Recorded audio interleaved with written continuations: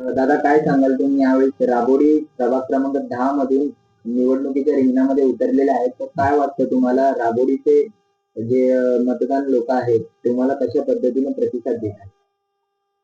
बघा, कोण पण जेव्हा समाजसेवक मतदानाला उतरतो आणि जेव्हा तो डोर टू डोर जातो, तर तिथे गेल्यानंतर त्याला समजतो की आपल्या पाठीशी जनता आहे का नाही. मी राबोडी प्रभाग 10 मधून ड इथून निवडणूक लढतोय मी. आणि मी सतत कित्येक 25 वर्षांनी माझा समाजसेवा करतोय मी. हे दुसऱ्यासारखं आपण ऐन टायमाला आलेलो मी कॅन्डिडेट नाहीये. 2017ला पण मी लढवली होती, जेव्हा धनुष्यबाण होता आमचा चिन्ह, एक शिवसेना होती. त्यावेळी पण मला चांगला मतदान झाला होता. मला मुस्लिम समाजाने पण चांगले मतदान केले होते आणि आपले खालचे हिंदू समाजाने पण चांगले मतदान केले होते. आता पण मी हे जे इलेक्शन लढवतोय त्याच्यामध्ये जे मी लोकांचा डोर टू डोर जातोय, ते माझ्या कामाची पोचपावती ते लोक मला देतात आणि ते अख्खे माझ्या बरोबर आहेत. खाली पण मला खूप प्रतिसाद आहे. अख्खी माझी शिवसेना राबोडीची जी शाखा आहे त्याचा एक एक व्यक्ती, एक एक पदाधिकारी, जुने नवीन सर्व मिळून ते लोकांनी एकच निश्चय केलेला आहे की काही पण करून मशाल निशाणीला राबोडीमधून जिंकून आणायचं आहे. आणि इथे आमचे जे मुस्लिम समाजाचे आहे त्यांचं पण एकच म्हणणं आहे की आम्ही खासदारकीला, आमदारकीला जे मतदान मशालला केला, उद्धव साहेबांना केला. कारण काय, इथल्या लोकांचा उद्धव साहेबांवरती खूप प्रेम आहे. ते लोक एकच मी गेलो का बोलतात, तुम्ही काळजी करू नका, आम्ही आमचा एक तर मतदान 100% मशालीला आपण करू. आणि मी पॅनलमध्ये माझ्या कोण नाहीये, मी सिंगल उभा आहे ड मधून. ब क इथे इथे माझे आमचा प्रतिनिधी नाहीये, फक्त ड मधून मी लढतोय. तर लोकांना माझी विनंती आहे, लोकांना माझी अपील आहे की ड मध्ये मशालीला मतदान करून शिवसेनाला, उद्धव साहेब ठाकरेंना बळकट करा आणि बहुमतांनी मला निवडून आणा.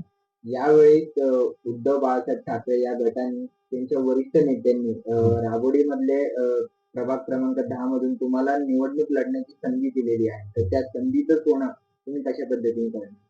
100% जनतेने जे मला, जनतेमध्ये मी उतरणार, जनतेमधलाच मी कार्यकर्ता आहे. तर मला संधी मिळाली, मग लोकांसाठी काम करणार. मी ते विजन दिलेले. राबोडीमध्ये सर्वात मोठा प्रश्न क्लस्टरचा आहे, बरोबर आहे. तर क्लस्टर मी डेव्हलपमेंटच्या विरोधामध्ये नाही, पण जर इथली जे जनता आहे, जनता जनार्दन, जनता माईबाप आहे, त्यांना जर क्लस्टर हवा असेल तर मी त्यांच्या बरोबर उभा राहणार. आणि जनताला जर क्लस्टर पटत नसेल तर मी क्लस्टरच्या विरोधामध्ये उभा राहणार. दुसरा इथला मुद्दा आहे की जेव्हा पाणी भरतो, पाऊस येतो, ते व्यवस्थित लाईनचा हे नाही केलेलं आहे, नियोजन नाही केलेलं आहे. त्यामुळे राबोडीमध्ये खूप पाणी भरतो, त्याचं मी नियोजन करणार आहे. इथे लोकांसाठी चांगला जिम वगैरे ते नाहीये, ते मी करणार आहे.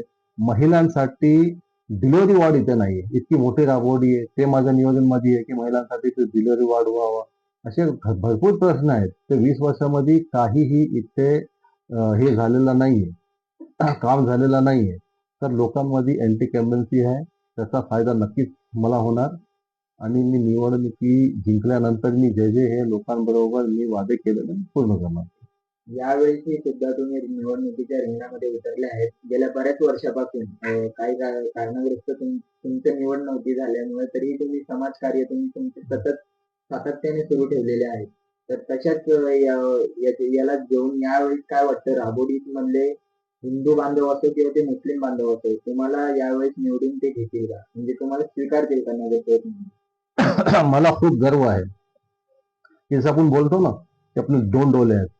तर एक डोला माझ्या मुस्लिम समाजाचा आहे आणि एक डोला माझ्या खालच्या हिंदू समाजाचा. जितका मुसलमान माझ्यावरती प्रेम करतात, तितके माझे हिंदू बांधव माझ्यावर प्रेम करतात. तुम्ही कधीही जाऊन तिथे बघा, शाखामध्ये एक एक माणूस, सिनियर असो, ज्युनियर असो, वयस्कर असो, ते फक्त मशालीला जिंकण्यासाठी आपली एडी चोटीचा जोर लावून बसलेले.